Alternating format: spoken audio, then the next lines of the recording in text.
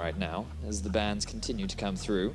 And looks like pretty conventional stuff. NIP decided not to change anything up. They can still look to prioritize the Thresh. Worked very nicely for Spraddle. They were able to find a lot of successful picks early on in the game.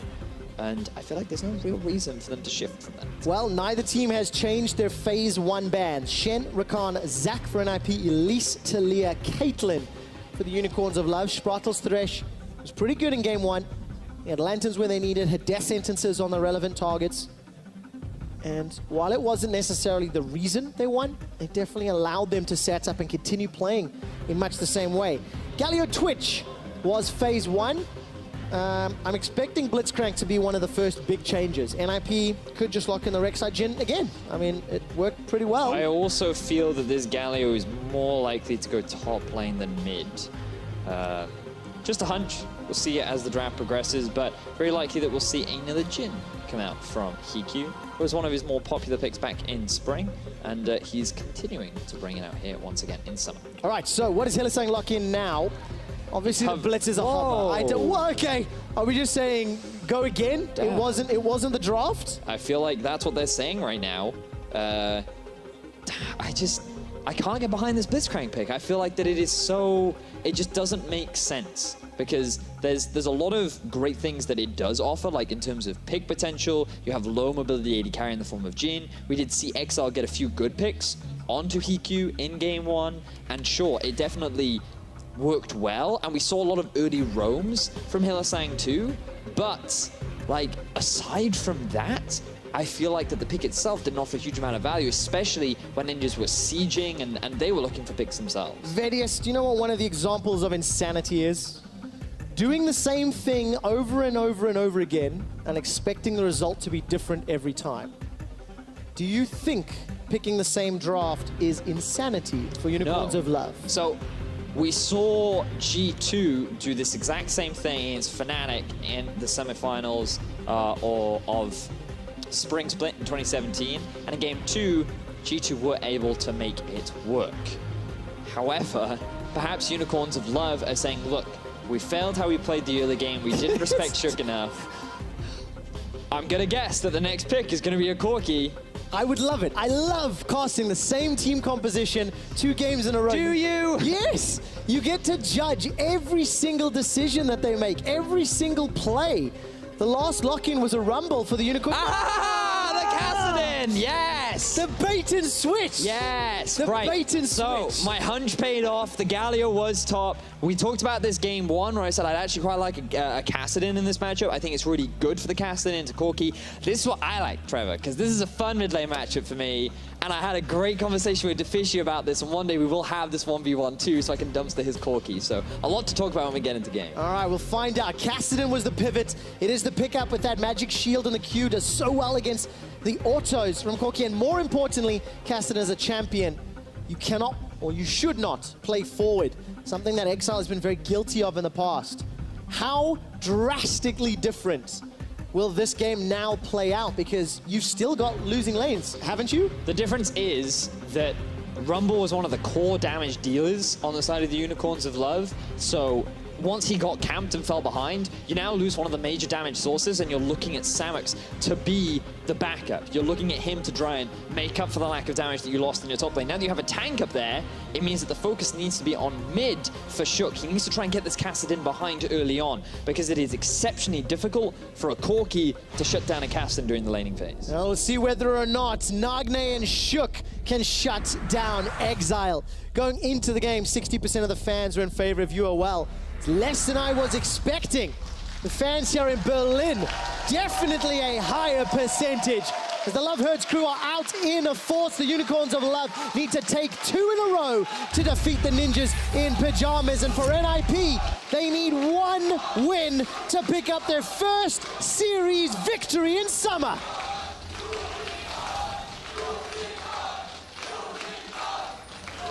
Oh, I love the energy in the house today, Vedius.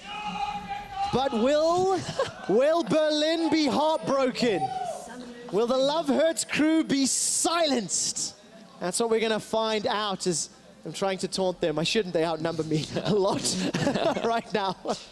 So, quick shot. I feel like there's a matchup that I'd really like to talk about. Oh, Renekton versus Galio. Oh, come on, quick shot. Let's talk about the mid lane matchup. Tell me your story of Corki versus Kassadin. So I picked Corki in a solo queue game into the Kassadin thinking this should be fine. This should be an easy 1v1 matchup. However, I was unfortunately surprised by the fact that 80% of your basic attack damage gets converted into magic damage. And the thing about Kassadin is when you're playing him in the laning phase, usually you only want to use your Q onto the enemy champion. You don't want to use it to farm. So every time Corki tries to harass you, you just throw out the Q, and all of his damage is mitigated because it all gets absorbed by the spell shield, which means that during the early laning phase, it's surprisingly easy for the Kassadin to hold his own. And I like the fact that he has gone for the Dorian shield. I feel like that Nagle may have wanted a little bit more sustain, but notice here, you'll see the Dark Seal being picked up for Exile as well. So he has a little bit more AP. The Q will pack a little bit more of a punch, and I am expecting him to be running the Deathfire Grasp as well, to just add to his harassment. All right, early Rocket Crab. Sprattle turns around with a Flay, though. In actual fact, Samex is the one that comes off way worse for wear. Yep. They tried to hook Sprattle to get a bit of early harass down. Ended up not as fortunate as they would have liked. Also, the fact that Samex ended up eating a crit probably is not what he wanted at the very start of the laning phase, but things going all right as Chachi, wow. Yeah, big trade from the Winds of War on that passive. Chachi's only got 150 HP to burn through. Kaldameek comes out. There's a little bit of sustain back to Prophet with that Doran shield and potion ticking through. But Prophet's sustain now is going to be on his Q and his shield. Decides he wants to fight a little bit. Too many ranged minions to deal with. And here's some stats from game one. Yeah, so you can see the jungle proximity invested from both junglers. The important thing to note here is the fact that Chachi actually had more jungle attention than Prophet did, but it resulted in more kills for Nagne as a gank happens. I think this is a dead Exile. Exhaust, Fast Bomb, First Blood, Shook! And this is exactly what I wanted to see from NIP. This is such a difficult matchup for the Corki. You had to shut it down early on, and it's the only real time to do it. First Blood again goes in favor of NIP. Do you believe in magic? That's what NIP want to know, because the Unicorns might be running out of it. Shook punished the top lane Rumble in game one. He's punished the mid lane Kassadin, and now a flashless Exile is an even juicier target for a PK. I love this focus from Shook. The fact that game one, he knows he has to snowball the Renekton and shut down the Rumble. And in game two, he's like, I have to get this Corki ahead in the early game. I have to get him some kind of an advantage because he's going to struggle in this 1v1. And it's a Kassadin. The more you shut him down, the more you delay his itemization, the better, because he's going to want to go for things like the Rod of Ages. He's want to get his Zhonya's after that. And the longer you make him wait for that, the harder he is going to find having an impact in this game. So, great investment from Shook. He's already back in the mid lane. Now, this Shook appears only once so often. There was a time, once so often. I was trying to pick a not so offensive time frame. I was going to go say once in a millennia, but that's not fair. Because do you remember what Shook did with Alliance at Worlds? Ooh, that was do you remember ago. The one perfect game? I do. And then do you remember the many non-perfect games? No, I don't. Right? Trevor, no, I don't. Shook is showing up today, and when he shows up, he can be phenomenal. The frustration is he doesn't hit this level frequently enough. No, you don't. And that's one of the concerns. Let's see what Shook can do with the rest of this game, because if he continues to play as well as he has done already, the Ninjas in Pyjamas will win their first series of summer. And that would be great confidence boost for NIP. They're yet to win a series. Before game one, they were yet to win a game. And being able to just get on the board in the standings is going to be a big confidence boost, especially with so much of the community saying that this team is just going to be relegated and they're just going to be very similar to Origin. But the fact is that all of our teams are so much more competitive as a flash comes in from Chachi. All right, Winds of War comes out. Prophet's going to get taunted up, but he's under the tower. Chachi takes a shot. He can kill him. Kaldameek with flash. Prophet wins a 1v1. Go to mid, go to mid. Not over yet. Sprattle needs to find the death sentence. Flay comes out, not just yet. Knock up and death sentence. Exile's down. Now. NIP, 3 kills, 5.5 minutes into the game, are getting the early lead once more. I've seen this movie, and it ends with the Ninja's victory. Oh, man. The Unicorns of Love, they drafted a very similar composition to what they had in game 1. They said, you know what, our execution was bad, we just needed to make a change up in the middle lane. But now, Prophet is winning 1v1 alone. This is a poor miscalculation from Chachi. And this is another typical Vizichachi mistake. How many times has he gone overeager, overcommitted, and been punished? But to be fair, like, the subtle thing there was the fact that the minion block made him take an awkward path, so he couldn't get as close and get that final tick of the Winds of War off as well. So I feel like the math he did in his head was accurate, the execution just wasn't quite there. And Spruttle, he made the roam up top because his AD carry had already gone back to base. There's no flash in the middle lane. Shook makes the repeat appearance, and they get another kill down onto Exile. No TP, 0-2, has to go for an early double Dark Seal, and oh, this is beautiful. The early Hex Drinker Rush from Nagne as well. It will delay his Streamfall spike, but it's perfect, and there's a no-flash top laner about to die. Oh, the Unicorns of Love are getting all shook, knocked up. Vizichachi gets interrupted, the Justice Punch comes backwards, and it's another for Shook. Come on, that was a good line. That was a great line. That was a great line. All right, Exile's going to try to turn this one around. There's support coming from behind. Xerxes about to join the fray. Comes out from the void, silences. Exhaust. Nagne under the tower. Xerxes going down, and Nagne trades 1-for-1. That's the best case scenario for Nagne right there. They will alleviate some of the pressure for Exile, but the fact is he still dies, and Prophet, the alligator's lying in wait. Okay, Rift Orc's available for Exile. He's got about 50% mana. This is Jaws music, but it is, but it's a crocodile. They're going. Exile's coming in from behind. Slice comes out, stun goes down. Shook's looking for the knockup. Ulti. He's got an ulti, Void Rush for the third. NIP, 6 kills to 1. Stat team, get to us quick, the info. We need to know how many kills NIP had in game 1 because they are on a tear right now. Ripping through the lineup of UOL, building themselves a massive early gold lead. And this is a great mobility that Castellan does have against the Corki. You can see how effectively he is trading against him. Nagne is forced to push up against his lane just to get a bit of farm down. And then Xerxes comes in for the cleanup. He doesn't respect the exhauster. And once he's committed, he realizes that he has to just give up his life rather than give away the kill.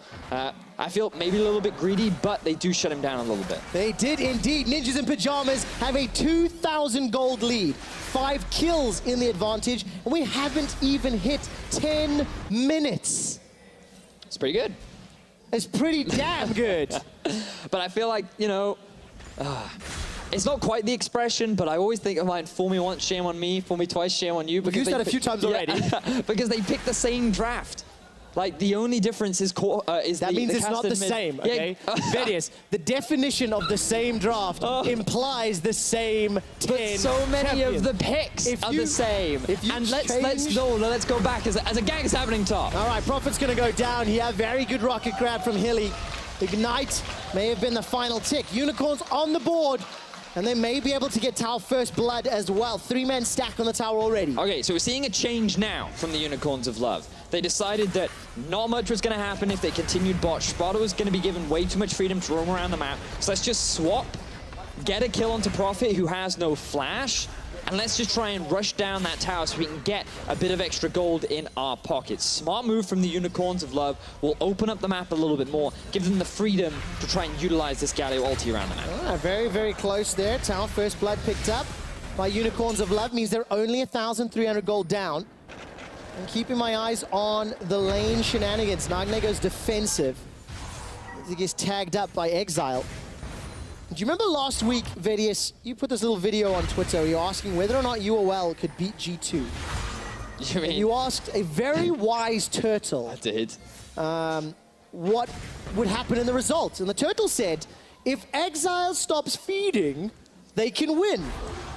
Now, did you know this is the 20th time this split Exile has died alone, isolate. To be fair... Did you know that he has died 4 times alone this series already? Okay, but to be fair to the guy, he got camped this game.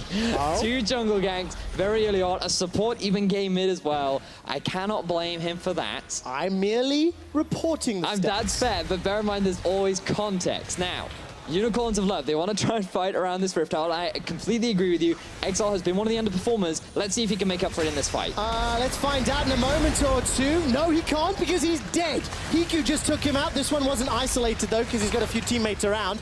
And it will gift Harriet the Herald to the Ninjas in Pyjamas second game. Oh!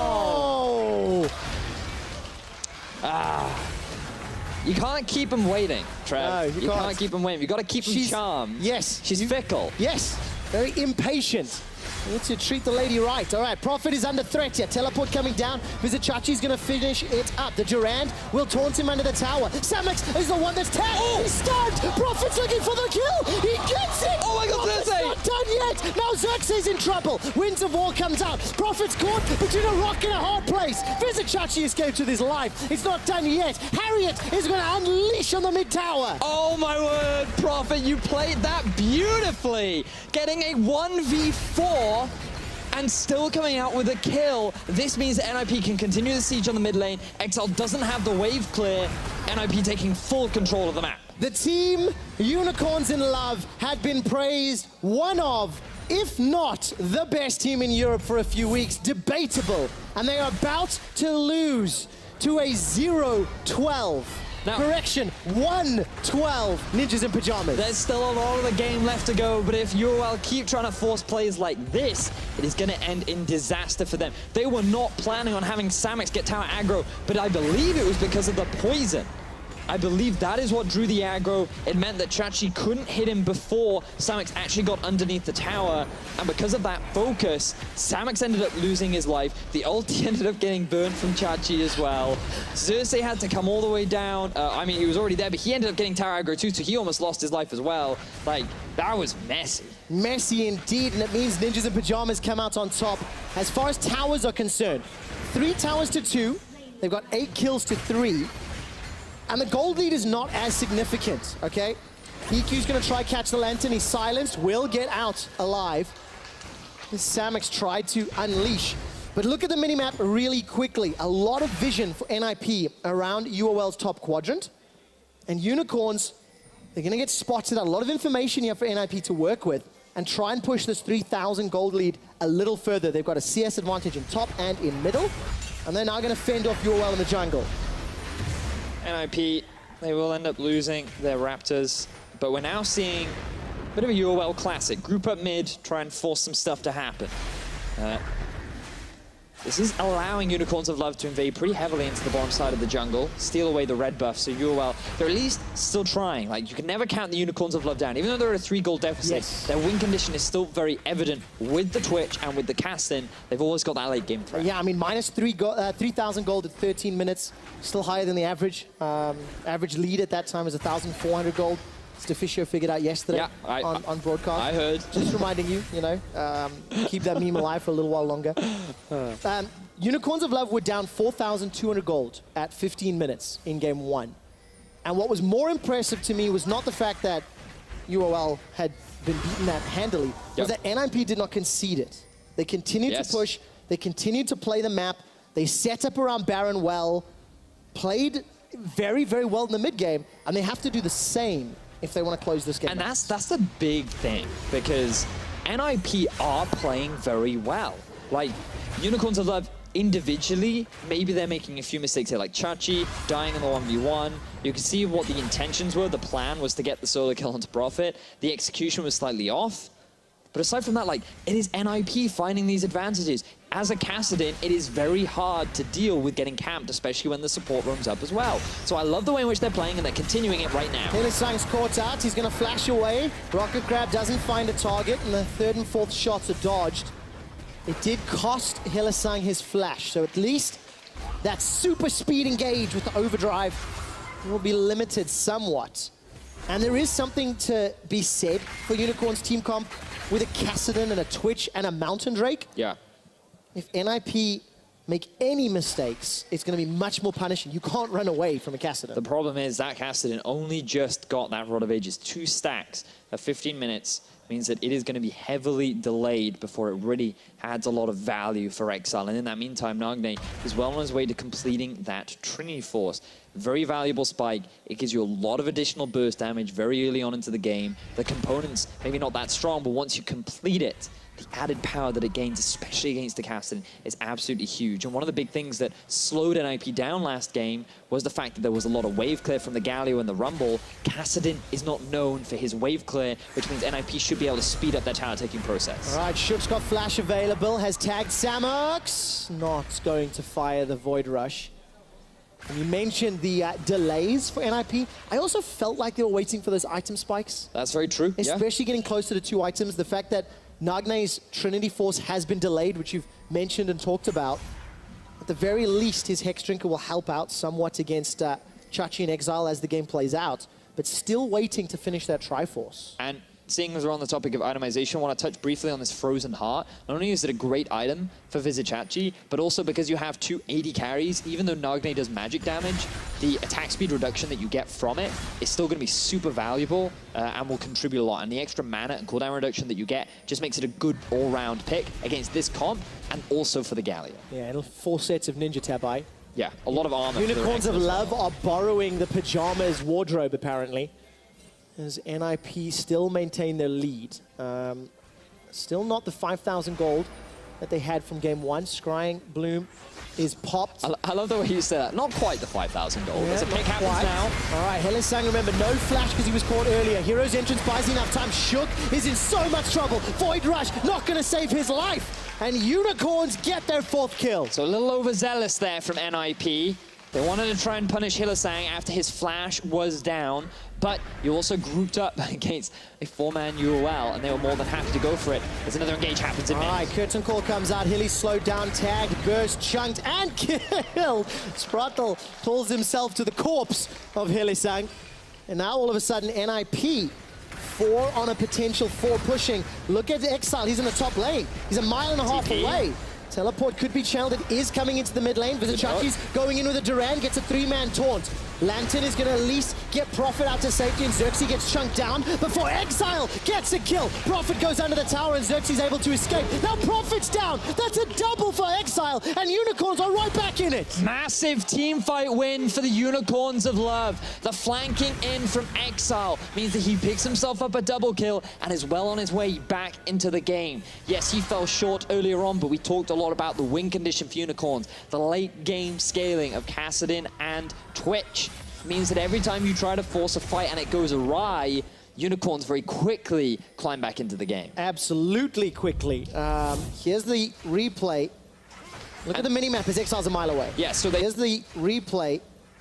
Look at the minimap as Exile's a mile away. Yeah, so they feel that this is a pretty easy pick, but they don't respect the damage reduction coming out from the Galio. And Shook uses the ult here to try and get the damage reduction down, and then immediately flashes onto the Lantern, but a very quick response from Xerxes means that he ends up getting the kill. Now, is this a bad play from Hylissang, overstaying without flash and already using his W, or is it a good ulti? I'll leave that up to you guys to decide, but it was still a pick ends up coming out. And I feel like this is a big mistake here because the Lantern gets used by Prophet, which means that Hiku has to flash and is stuck between like multiple members of the Unicorns of Love. And when it's a 5 versus 4 like this, and Exile is not the target, he's free to just get all the stacks off on his E. He has a lot of slow, he has a lot of CC, he has the ultimate as well. Like, there's a lot of ways for him to just chase down opponents. And now that he's 2, 4, and 1, he's a lot more relevant in this game. I used a reference about 10 minutes ago where I said, I've seen this movie before. And that was when NIP had 6 kills to 1 and like a 3,000 gold lead. And I said that, you know, NIP would win. NIP would win. Now, as the movie's played out, it's a sequel, of course. I didn't expect the twist. And the twist is Exile getting a double kill on Kassadin. Yep. Because every other time I've seen Kassadin get a double kill, I get wrecked. So is that what's going to happen for a UOL? Wrecking NIP? It could be, because Exile's building towards the... Lich Bane? That's the word I'm looking for. The Lich Bane is a second item. And what that means is that his focus will be on the side lane. I remember the issue that the UOL had in game 1 was that no one could really deal with Nagne off on a side lane. So by going for the Lich Bane, this means that Exile can more than happily handle the Corki, because it gives him much more dueling power. And we talked a lot about how he can mitigate a lot of the early magic damage from Corki as well. His teamfight value will be weaker as a hook does land. Really good play. Hylissang, by the way, did not move. Didn't want to activate the Tremor Sense. Shook is starting to burn down. Exile gets burst by a couple of rockets, but Unicorns of Love set their sights on the third outer turret. Frost Bomb comes out from Nagne, and he keeps firing off the barrage of missiles to wave clear. Vizicachi tanks up the tower. Very good play from UOL. Root onto Samix, does not matter. Prophet did not teleport, and he's shoving bottom. Yeah, I like the pick there from the Unicorns of Love, controlling vision in the river and punishing NIP as they tried to close it out by themselves. Prophet now, he pushed in bot. NIP had set up the wave up top, so Unicorns of Love, they're just going to go catch all this farm. This is fine because they're all about scaling. They need these item spikes before they're more confident, and taking down that tower will mean that the gold cap is closing. Samix, I think his recall was interrupted there, if I read that correctly. Curtain Call comes out, tags him with a fourth and final shot. Rocket grab from Hilly, not the most effective. Onto the Crocodile. Flay comes out, death sentence as well. Hero's entrance, not going to be enough to save Hilly's life. Vizicachi's on the front line, gets the taunt onto Shook. They've traded support for jungler. Prophet slices in, dices out, runs for his life as he's silenced. Exile and UOL happy with a 1-for-1. Support for jungler means that things will be difficult for NIP to try and force anything like the Baron, set up proper vision. And Exile, he continues to get gold. Getting himself another assist in there. You can see his damage in fights is not as weak as it was earlier on. Like, he is the big point that you have to keep your eyes on as the game progresses. And NIP, that in game one, I feel like they were very slow, they were very reserved, steadily building up a gold lead, waiting for their item spikes. Right now, they seem a little more keen to try and force things to happen. And they see that the Galio is bottom lane, they don't have vision on the Kassadin, so they try to get the pick down onto Samix. And at this point, you're thinking, oh, this is looking pretty good. They can catch Hylissang once again. He's just sitting on the front line, super squishy support. But then a massive knockup onto Shook means that he is CC'd for such a long time. It's very easy for the other Unicorns of Blood members to get the collapse down and shut down the jungler from NIP. All right, Unicorns definitely in this game. The 2,000 gold lead does not matter. 2 item spikes being completed across the board. Titanic Hydra and Cleaver for Prophet, matched by the Spirit Visage and Frozen Heart. Lichbane completed for Exile. Samix has got his hands on the Hurricane and Blade of the Rune King. So now you have to question, how good is NIP's late game when the game is even?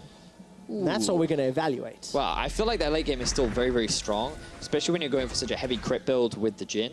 It offers him a lot more team fight value, because every time UOL get within range, which a Kassadin is very likely to do, those crits will hit him quite hard in the face, especially with his severe lack of armor. I'd love to see a Zhonya's coming up next for Exile. It will delay his Void Staff. So for NIP, they need to be stacking this magic resistance, which is always a difficult thing, especially when Samix has now completed the Rune and Hurricane. Yes, stack MR so Kassadin doesn't kill you, or stack armor so Xerxes and Samix don't kill you. Yep. And you can only pick one, really. Well, you will have to do the same thing, right? Because Nagne, he has completed the Trinity Force at last, Rapid Fire Cannon is done, and so he will be doing a huge amount of magic damage. He's already got himself a fair amount of early pen.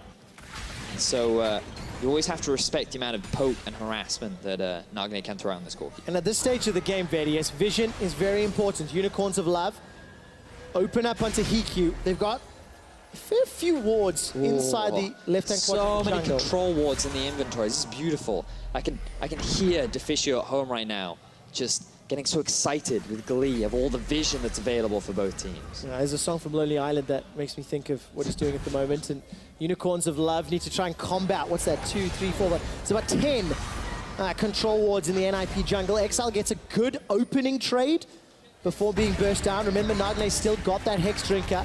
1, 2, 3, and 4. That was the 4th shot, in fact. I missed the first one. Vizicachi comes in. Death Sentence finds Xerxes. He's rooted by a flourish. Bouncing grenade, and Prophet kills Xerxes. But Hikyu flashed for that. Will that come back to haunt him? And bear in mind now, jungler is dead once more. This is the point at which NIP snowballed game 1, and now they're looking to do game 2 as Exile. All right, Exile finds Nagne. He's used the Rift Walk already. Flash is available to him. Hylissang's coming around. Teleport is up for Chachi, but the heroic entrance is not. Things are looking very tense. NIP, they're going to commit to the Baron, but this is not going down super quick. They're going to choose to disengage. 5 versus 4. Hook onto Shook. He's not in trouble yet. Death Sentence will knock down Hylissang. Samix's exhaust, his spray and pray is destroying NIP. Exile's going to try chase down Nagne. Rifthawk's going to be available. Dashes forward, throws down the Force Pulse as well. Vizichachi flashes in for the taunts. Hikyu's looking for the crits. Samix takes a lot of damage under the tower. 1, 2 shots, not enough yet. Curtain calls on cooldown. Shook's looking for the re-engage. Void Rush is available to him. He's already tagged Chachi. Does he decide to burrow under? Hikyu's got that 4th and final shot, not gonna find the targets. And Unicorns fend off NIP. 2 for 2 trade overall. As Xerxes, he's just trying to get a bit more vision down around the Baron. Very tense fight. You can see how hesitant NIP were to commit to that Baron because they realized how slow, in fact, it actually was. They didn't have the 3 items like they did in game 1. And so they just wanted to disengage. And Hylissang, he died very quickly, but a lot of resources were invested. And Samix was just free to hit onto multiple members who just lined up for him to slaughter through them, allowing Exile to get himself a double kill and continue the return of this Kassadin back into the game. Love the flash taunt here from Chachi, as the fight apparently is looking to continue. Well, not going to be anything other than a little poke onto Vizichachi. By the way, continues to stack that armor, got himself another chain vest. So go along with his 9 stacks on that cursed seal. Exile the same, by the way. Got himself the Codex as well as a Null Magic Mantle. And Samix, first step towards that Infinity Edge. Got himself a BF Sword. Let's look at damage dealt to champions in this game. It's a lot of damage from Galio. Hook does land. Indeed. He's been involved in 8 of his team's 9 kills. Yep. But you can also see how much more relevant this Kassadin is becoming as the game progresses. NIP, they didn't hold on to that same sort of early game lead like they did in game 1. And because they tried to go for a few picks onto Hylissang, it meant that UOL were finding these fights and picks of their own and gradually working their way back into the game. And Vedius, do you remember about 13 minutes ago I told the story of the wise turtle? Yes. And his advice for Exile? Exile took the advice. He did. He's only given up 1 additional death since then. And it was not... It was excusable. It was. That's what I'll say. And Unicorns of Love, even though they're 1,000 gold down, you have to feel like they are dictating the tempo of the game. They're somewhat in control, reacting to NIP. And they've got pretty good vision, once again, along the river and just inside the red buff of NIP's jungle. Yeah. Here comes the hook.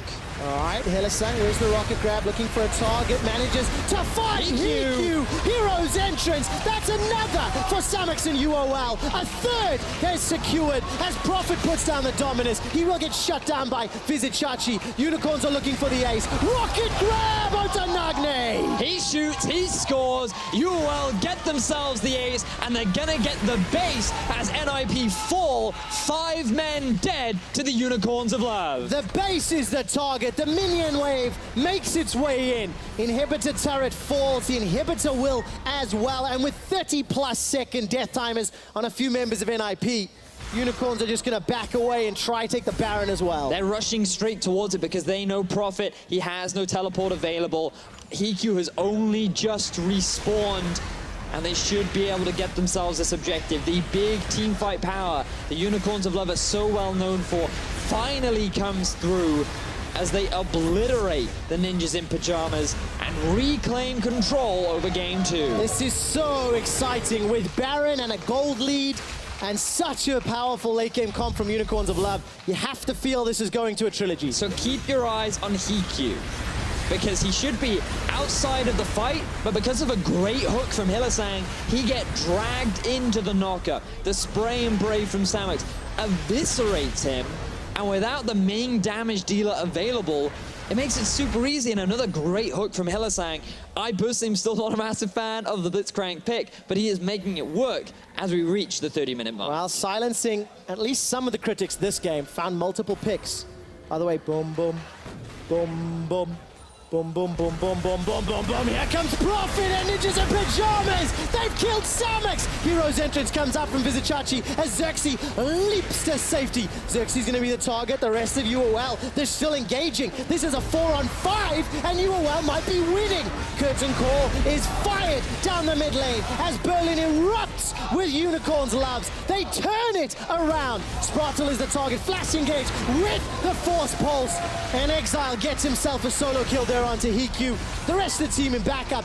Xerxes and Chachi clean up the fight. That's 4 dead ninjas. You may have shut down Samux, but you did not shut down the Unicorns. 4 members of dead. Hylissang is looking to make it 5. With only the Nexus left, Unicorns of Love are looking to bring us to game 3. The Nexus turrets are taken down. Nagne's the focus. He's shut down for the ace. And the Unicorns of Love bounce back to tie up the series.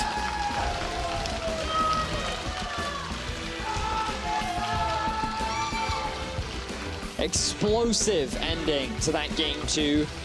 And a beautiful set of hooks from Hylissang.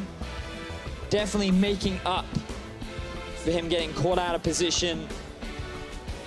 And really just demonstrating the differences between game 1 and game 2, where NIP, they still got those same early leads, but they just couldn't hold on to them. No, not this time round. Exile's Kassadin, once activated, once that Lich Bane was completed,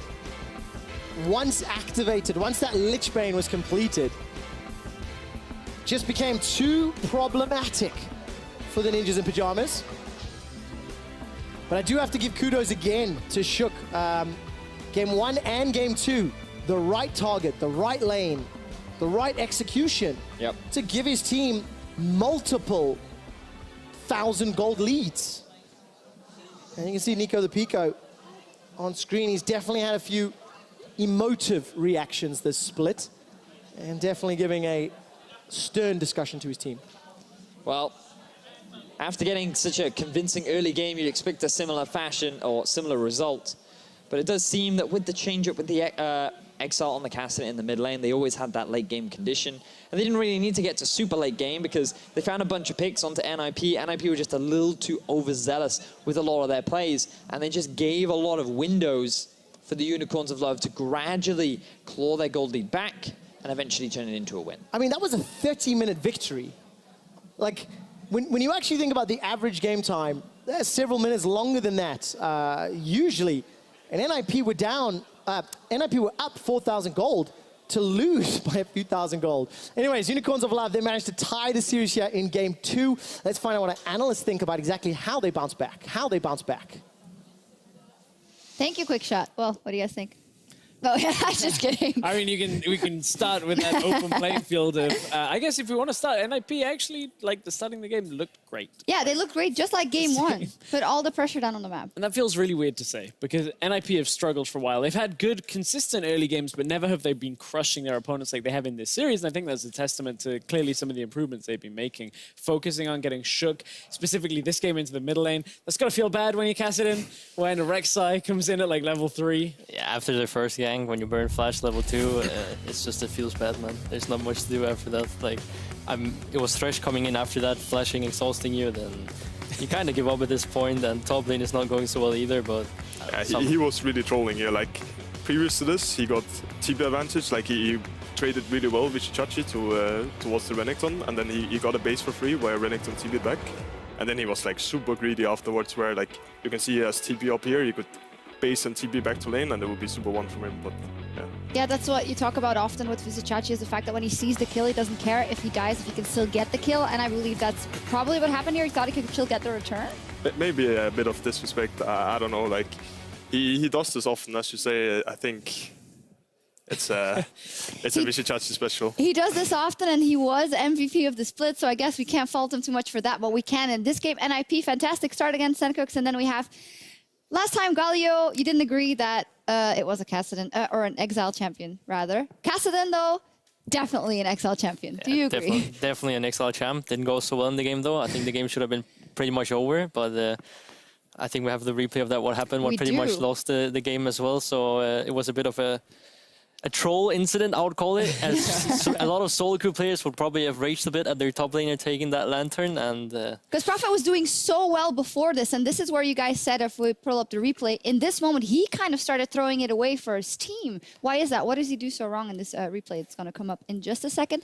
Once Fabian, let's go with his hair. The biggest problem is that Jin would have such a good position if he actually gets to take the lantern, but now he's just stuck in the middle of everything. He can't flash anywhere. He gets getting flanked by Kassadin, and Prophet even takes the lantern and flashes back in, so I assume it must be a misclick. Like there's... Yeah, I think that's giving the benefit of the doubt. like the Maxwell play, it must be a misclick. Was that a misclick? No, that the jury's was, out. I think Yamato said that on the Maxwell one it was a W instead of an E. He was meant to say it. Anyway, that was yesterday. So, about this one, it's not a click. Does it count? I don't know. Anyway, on this one, really unfortunate misclick because I think Hikyu was like strong enough at this point to actually help out with shutting down some of the damage in team fights. And at that point, Hikyu no survivability, no way to stay alive, just means they kind of fall apart. But Wonder, did you see the play as a Renekton that was quite fed as a Prophet? Did you see what he saw? I'm not sure if I saw what he saw, but I mean, he must have right-clicked and then like the lantern came and then I don't know. It's a bit unlucky and he kind of threw the lead away because after Kassadin gets 2 kills like that, then it gets really rough and Jin is never really safe in a fight and he even mispositioned a bit after that as well. So it was just a lot of bad things happening that snowballed into a game that should have been won that was lost instead. So. And once again, in the series versus G2, Unicorns of Love, they lost the game and Exile didn't have a good series at all. Then he picked Kassadin in the last game and did really well. So Senkux, is Exile just a really good Kassadin? Or is any Kassadin at 25 minutes past with a semi-decent team-fighting team gonna be good and win you the game? I'm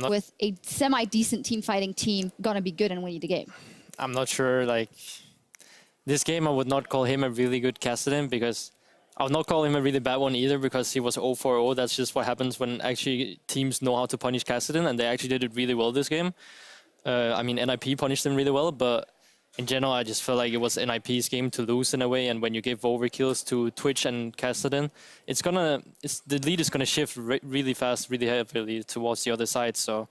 In general, it's just one bad fight, I think, kind of snowballed the whole game, and it just tunneled into a lot of fights where Kassadin and Twitch just gets more and more fit. Yeah, Stress and the Unicorns of Love are particularly a team that when it starts to shift, they'll take it entirely and run it down your base. Right, especially like with a pick like the Blitzcrank for Hylissang, where he's just charging forward. Doesn't even matter that he gets hooked. Somehow, just there comes the damage reduction through. And at this point, Hikyu's dead in the middle of the fight once again. Can't survive. He didn't have his summoners available. And from there, Unicorns has continued to walk through the fight. Exile with his Kassadin, high mobility, high damage. Chachi's there to just taunt everybody up, and Unicorns win another convincing team fight. I wonder, is a Galio a pick that's quite forgiven if you don't do that well early in the game? He gets killed a couple of times, but he seems pretty unkillable also in the end. Yeah, I mean, like tanks in general, you don't really have to snowball and or do well. you don't really have to get a lot of resources either. You still become this tank, but I also think like a lot of it is due to NIP just having bad team fights, just mispositioning in team fights, not really being able to dish out damage because they were caught and they have to focus Twitch and Kassadin, otherwise they will just lose the fight instantly. I was pointing at the gold swing. Oh, okay, yeah, massive gold swing. Sorry, I thought you were telling me the Senkux had something. No, I was looking at the gold swing because that is massive. Because what I was looking at was the Twitch's death numbers, because in game 1, they picked off Samux a whole lot. Samux this time survived through the fights, and what I was going to talk about with the Galio is you get so much value in just pressing R on a champion. You don't have to win the lane, you don't have to be ahead, you get the same amount of value, that damage reduction keeps them alive, then one big amount of crowd control in a fight, suddenly it doesn't matter what the laning phase did if you're Twitch and your Kassadin are able to turn the game around. And that is what Unicorns of Love did. It just that they cleaned it up and they turned it around. So looking at the final game now, Senkux, is this Unicorns of Love that is now unleashed? Honestly, I think this game Nip played really well. I felt like that one misclick, like, kind of made it a BG for them. And I think that they still have a really good chance. Like after these 2 first games, I'm more impressed with by NIP than I am by UL. Well, Wonder was saying the same thing. NIP is kind of a bit undervalued because they should be able to play like this, and you'd seen it in them before. Yeah, I think like in general, when people play against Unicorns, it's really hard to punish them, and they have a really hard time snowballing their leads. So they end up like going into, especially when we played against them, we played like these late game comps where we could challenge them in the later parts of the game. But I think Shook and especially like their solo laners have done a really good job these games, like setting up kills for their jungler and making sure they can snowball the game. So I think that's what they do really well. They did it in this game, although it wasn't enough to pull it through till the end. The Unicorns of Love turn it around, lightning round. NIP or UL? UL. NIP. NIP. Whoa, 2 NIP, Wow. 1 Unicorns of Love. We'll see what happens. Coming up. Beat unicorns, that's all it is. Best for our group. Yeah. Oh, I see through it now. Anyway, coming up next, Unicorns of Love and Ninjas in Pyjamas hit the rift for the final battle in this thrilling series. You won't want to miss it.